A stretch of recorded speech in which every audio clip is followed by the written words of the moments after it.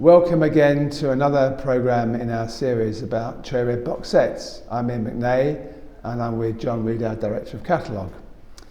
And today we're going to talk about Dreams to Fill the Vacuum, the sound of Sheffield 1977 to 1988, with around 100 tracks, and it spans from bands you've heard of like Human League and Pulp and Heaven 17 to bands that you probably haven't heard of or you've forgotten about. Anyway, John's going to tell us all about the details of what's on the box set and little stories about it. And of course, the thing we were talking about earlier, John, is this period wasn't a great time for Sheffield, was it? It was a city that was in recession, really. Yeah, so late 70s, their traditional industry was obviously, it was British steel, was in decline. Certainly after 1979, when the Conservatives came in, a lot of the north of England felt like it wasn't really being invested in, and the football teams weren't doing very well either. So Sheffield's Wednesday and United were both, probably at their lowest ebb. So you had a city that felt really quite, up against it, I suppose. But one thing that happened was that punk came along. I think that inspired so many groups. And one thing, because I wouldn't say the city centre was derelict, but there were a lot of these spaces that, because of the decline, were vacant, and these became spaces that bands could rehearse in. So and also people could sign on, so you could be on the dole. You had cheap rehearsal space, cheap studio space for the growing sort of plethora of indie labels. So you had this little kind of explosion. So out of the rubble, if you like, of Sheffield, these sort of green shoots of creativity come up. And I think that's what's covered on this new box set. Okay, so what do you feel was the beginning of this new musical movement in Sheffield? Which bands were the vanguard of that? Well, we've previously done box sets in Manchester, Liverpool, Scotland, and this is Sheffield. And each time it's been quite frustrating because we've always missed probably the most important bands. So with the Manchester one, we couldn't get the Smiths for licensing reasons. And with Scotland, we couldn't get Orange Juice. And Liverpool, I think we missed out a key band as well. Really, the iconic group in this early seminal period in Sheffield is Cabaret Voltaire. They were doing home demos and making this quite experimental avant-garde music in the mid-70s, 2 years before punk, really. Again, for licensing reasons, we couldn't include them, but they inspire a lot of acts around them. I think the other thing is about the artwork on this package. We were chatting earlier, the Park Hill Estate on the front, just embodied the sort of sense of how the city was in decline at the time. Park Hill Estate ends up becoming quite desolate, and yet now it's been rehabilitated, it's been renovated, and they're being sold off as private apartments and it's listed buildings. So I think it's like a metaphor for our box set, really, because we're looking at records that were kind of ignored or disregarded at the time, and now 40 years or so later, they're kind of little treasures. So going back and re-A&Ring the past, we found all these different records.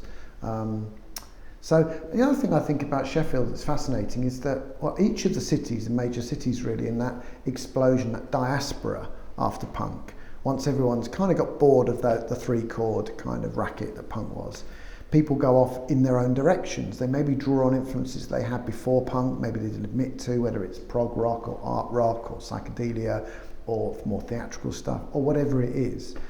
And what Sheffield had, perhaps inspired by Cabaret Voltaire, was this fascination with the sort of early murmurings of electronica.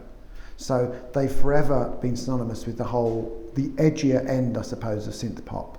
So it's no surprise that Human League, Heaven 17, ABC, even though they're glossier, those groups came out of Sheffield, whereas Liverpool may be more synonymous with psychedelia.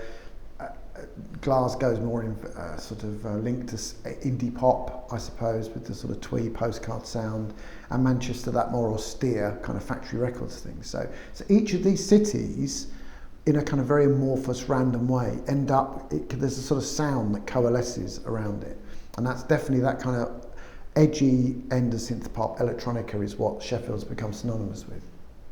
And when you put together a box set like this, how do you decide on the running order?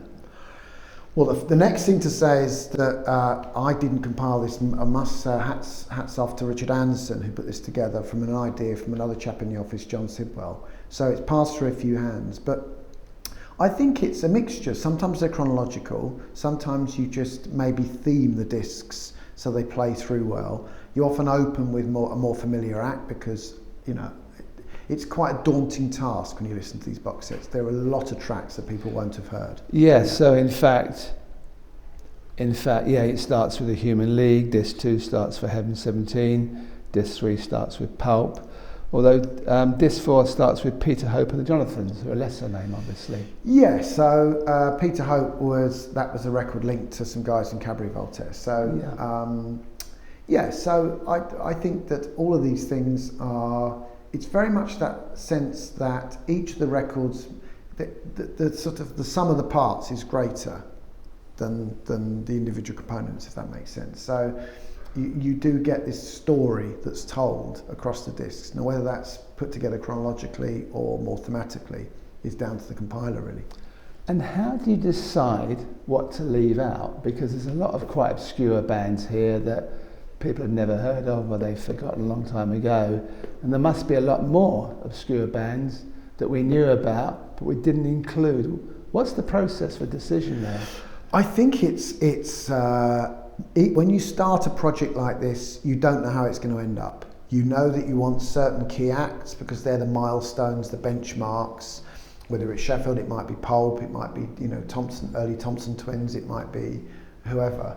And then it's a voyage of discovery. So with this project, and there's a poster up there for Jane and Barton, I met with Edward Barton, who lives in Manchester, Cherry Red artist. It's a fine day. Yes, and his partner Daisy had a wonderful book all about the most obscure Sheffield groups, which is a really rare book, and we'd not come across it. So we went through that painstakingly, and this included bands who'd only recorded home demos, maybe a radio session. And Richard Anderson, who researched the project, he went off and found these people via Facebook and via connections that we already had, and just slowly but surely built it up from the ground, really. Plus, of course, all the tracks that you licensed from various record labels. Isn't it wonderful? So someone takes all this time to put together an obscure book years ago, and then it comes to life, and it helps put a compilation together. Absolutely, and there's a kind of assumption that all this knowledge is out there, but it isn't. You know, the internet's a wonderful thing, great resource. But also you can get too much information. The point of these box sets is to present just enough. Hopefully there's enough there that people get their heads around, but not too much. So, you know, like I say, the mix is always trying to have a mix of the familiar and the obscure. Certainly with the Sheffield box, which has been really well received, I think we've got it about right. Okay, that's great. Thanks, John. Thank you.